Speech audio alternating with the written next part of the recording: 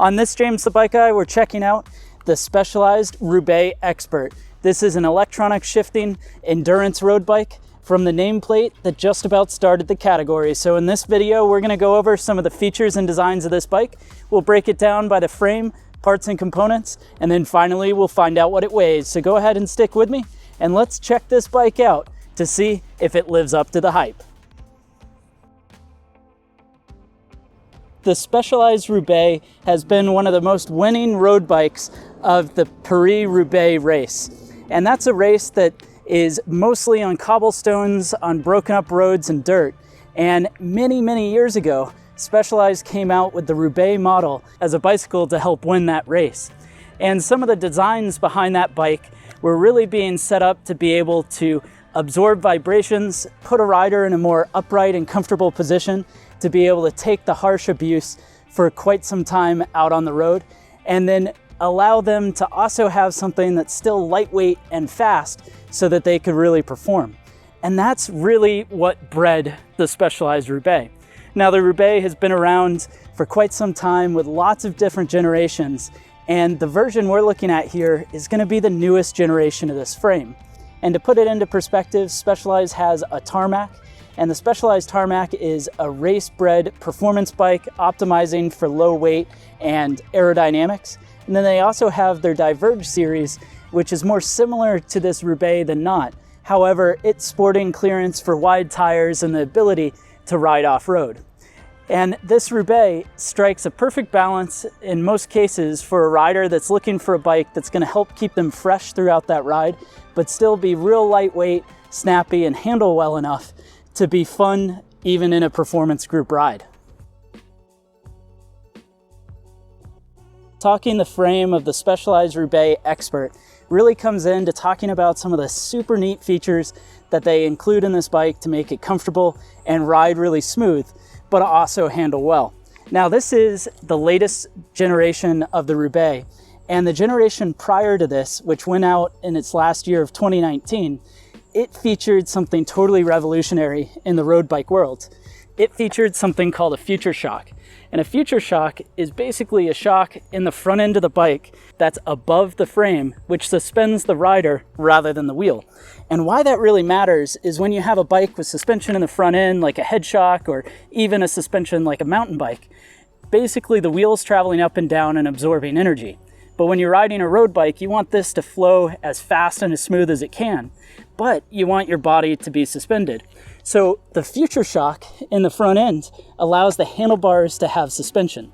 Now, for the latest generation of this bike, they made that future shock way better. The original one just had a spring inside of there, actually 3 different ones you could change and adjust, but it was fixed in the way that it performed. This new one uses the Future Shock 2.0, which has a dial here, which can go from basically being locked out and totally firm to where you can open this up and it'll end up having a full 20 millimeters of suspension travel. Now, I personally have this on my Specialized Creo, and that Future Shock 2.0 makes a huge difference. And a lot of people are worried about it diving under braking or taking away energy when you're pedaling. But that's the neat thing, because it's working with axial load rather than splay. You're not going to feel that while you're out there. Now, continuing on comfort pieces of the bike, that's where we should check out this seat post. So this is a pretty neat setup where you can see that the top tube and the seat stays are divorced. And in most cases, that's going to help with flex. But Specialized takes it one step further, where in the back end here, you can see that the seat post is actually floating inside. So essentially the clamp is down here, and that allows the seat post to have all this movement to allow it to flex backwards when needed, so that when you're bumping along a really rough road, the back end of the bike is going to be helping keep it ride nice and smooth. Now, of course, that means you're required to use a dedicated seat post, but that's the trade-off to be able to have all that extra comfort. Now, for 2020, they improved the frame design to this one we're looking at here, same for 2021, and they made it just a little bit more sporty in the geometry front. So the reach got about 3 millimeters longer in a 56 centimeter size, bringing it to 384.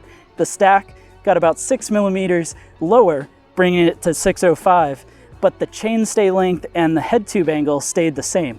So the front end of this bike has 73.5 degree angle in the front end, and then the chainstay length that's going to be 415 millimeters. And it should be mentioned that 415 for a bike that's set up with disc brakes is a really tight chainstay length. Now, this bike does have 12 by 142 through axle rear spacing on the bike. It moves forward to this threaded bottom bracket. And then, of course, it's got a really neat integration for the Di2 electronic shifting we'll talk about later, with this junction and charge port right here in the frame. And going forward on the carbon fiber fork, we do, of course, have a 12 by 100 through axle up front. And the last thing to mention on this bike is going to be its incredible size range. So this comes from a 44 all the way up to a much larger 64 centimeter frame. That means a huge wide range of riders are going to be able to ride this in all three colors that are offered. For the cockpit components, we're set up with some specialized componentry here. This starts off with the Specialized Hover Bar Expert. This is a handlebar that has a little bit of rise to it all on its own. It's also going to be set up with a short 75 millimeter reach and 125 millimeter drop to the handlebar. And that reach and drop on the front end of the bike is going to make it nice and compact so you can use all 5 positions. And then it's going to be connected to that Future Shock 2.0 using a specialized aluminum stem. Moving to the back, we've got the body geometry power saddle. This saddle is a truncated saddle where the nose is a little bit shorter to give a bit extra comfort when you're bending over to the handlebars for your perineum. And then you've got the pave seat post. This is an S-Works level carbon seat post that's coming on this Expert bike, and it's going to have that D shape to it, mounting up into the trick connection in that seat and top tube junction. Component-wise on this bike, this is why we all showed up. This is the Shimano Ultegra Di2. This is a 2x11 drivetrain setup with electronic shifting. So you still control it on the handlebar with shift paddles, and these are going to work just like the mechanical version, but you can see here, it's going to electronically shift for us. Now, the reason you might want that is that's going to allow the drivetrain to keep the adjustment so much better than a traditional cable setup. It's also going to make the front end shifting extremely reliable. Now on the back end, this has the Ultegra RX rear derailleur. And the RX derailleur takes a clutch off of what would be on most likely a mountain bike drivetrain. So it attaches that clutch onto an Ultegra level derailleur, so you can flip the clutch on and it's going to keep the cage from going forward, flip it off, and then you'll be able to take the wheel on and off by easily moving that out of the way. Now what that's going to allow for is nice quiet operation as you go down bumpy roads. And then in the back, the drivetrain's running through this 11 to 34 cassette. So 11 speed cassette, 11 to 34, going up front to the Ultegra crankset, which is a 50-34 combo. That means we've got a 1-to-1 ratio down at the bottom end of this bike, so it should climb up just about anything. And then with that 50-11, it's going to have performance to go downhill.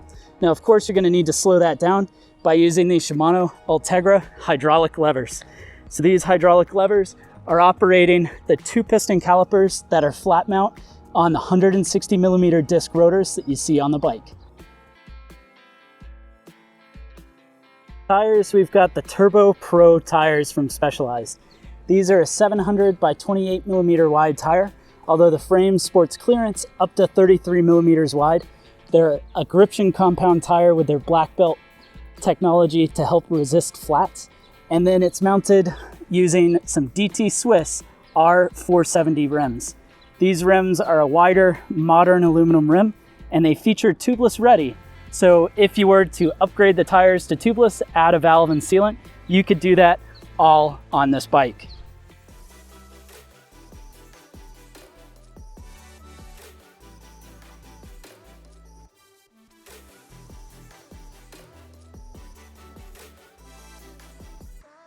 Well, thanks so much for watching this video on the 2021 Specialized Roubaix Expert. Go ahead and let me know your thoughts on this Di2 electronic shifting carbon road bike. And don't forget to hit the subscribe button down below so you can see more videos like this in the future.